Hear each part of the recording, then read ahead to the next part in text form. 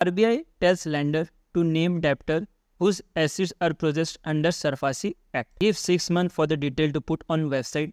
Tough deadline says banker. Banker ऐसा क्यों बोल रहे हैं कि ये टफ डेडलाइन है, जो भी 6 मंथ का टाइम दिया गया है आरबीआई ने बैंकों की जो भी सरफासी एक्ट के अंदर डिफ़ॉल्ट में है उनके जो डिटेल जो है वो वेबसाइट में पुट करना पड़ेगा। बैंकों को इंस्ट्रक्ट किया गया है कि उनको अपलोड करना है detail information about borrowers including branch name, state, borrower name and address, guaranteed detail, outstanding loan amount. तो ये सारा का सारा डिटेल वेबसाइट में अपलोड करना है विद इन 6 मंथ। जो 6 मंथ का डेडलाइन है इसके अंतर्गत ही करना है। और आप सबको जैसे पता ही होगा कि सरफासी एक्ट कब लॉन्च हुआ था, 2002 में। तो 2002 से जो भी डिफ़ॉल्टर्स हैं सबका नाम जो है आरबीआई चाहता है 6 महीने के अंदर ही जो भी बैंक है वो अपने वेबसाइट में अपलोड करे। लेकिन बैंक का कहना है कि ये बहुत कॉम्प्लेक्स हो जाएगा बिकॉज 2002 से जितने भी डिफ़ॉल्ट है सारे के सारे वेबसाइट में अपलोड करने पड़ेंगे। इसमें बैंक जैसे कि कमर्शियल बैंक हो गया, एनबीएफसीज होगी, हाउसिंग फाइनेंस कंपनीज होगी और एसिड रिकंस्ट्रक्शन कंपनीज होगी, ये सारों को ये गाइडलाइन प्रोड्यूस किया गया है। अब ये समझते हैं ये आरबीआई की नए गाइडलाइन से बैंकों को कैसे फ़ायदा होगा। हम इसको एक एग्जाम्पल के तौर पे समझते हैं। राहुल एक बंदा है जो कि बिजनेसमैन है जिसको 100 करोड़ का लोन चाहिए। वो लोन लेने के लिए बैंक के पास जाता है, बैंक से लोन लेता है और बैंक उसकी प्रॉपर्टी एज अ कोलेटरल रख लेती है।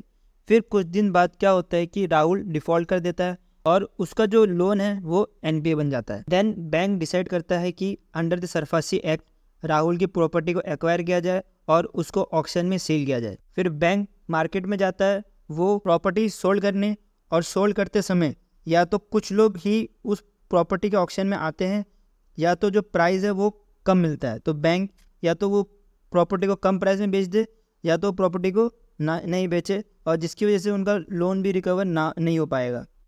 पर अब से बैंक को एज पर दी आरबीआई न्यू गाइडलाइन बैंक को हर महीने अपलोड करना पड़ेगा जो भी डिफ़ॉल्टर होंगे सरफासी एक्ट के अंदर। अब हम उसी एग्जाम्पल को नए गाइडलाइन के सिनेरियो में एज्यूम करते हैं। अब वही बंदा है राहुल 100 करोड़ रुपए लेने के लिए बैंक के पास गया, बैंक ने उसको लोन दे दिया और उसकी जगह पे प्रॉपर्टी एज अ कोलेटरल रख लिया।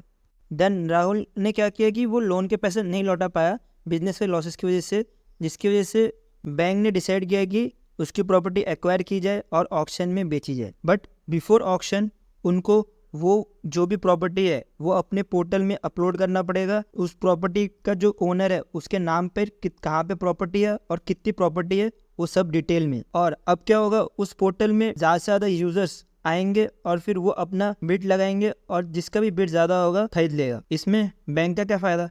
बैंक का फ़ायदा ऐसा है कि एक तो नंबर ऑफ यूजर्स ज़्यादा मिलेंगे जो वो प्रॉपर्टी में इंटरेस्टेड है, दूसरा वो प्रॉपर्टी में जो भी अमाउंट होगा वो भी ज़्यादा मिलेगा, और इसमें यूजर्स को भी फ़ायदा है। जो भी प्रॉपर्टी बाई करना चाहता है वो प्रॉपर्टी बाई कर पाएगा अगर उसके इंटरेस्ट में रहा तो। आपको इस एग्जाम्पल से ये नया गाइडलाइन तो समझ आ ही गया होगा। अब समझते हैं सरफासी एक्ट क्या होता है। सरफासी एक्ट 2002 में लॉन्च किया गया था, जिसमें बोला गया था कि जो बैंक और फाइनेंशियल इंस्टीट्यूट है ऑक्शन करने का पावर दे दिया गया था जो भी कमर्शियल या रेजिडेंशियल प्रॉपर्टीज है to recover the loans when borrower fail to repay them. जब भी वो पैसा ना लौटा पाए तो उनका जो प्रॉपर्टी है वो सीज करके उस प्रॉपर्टी को ऑक्शन में कर सके, इसलिए सरफासी एक्ट लाया गया था।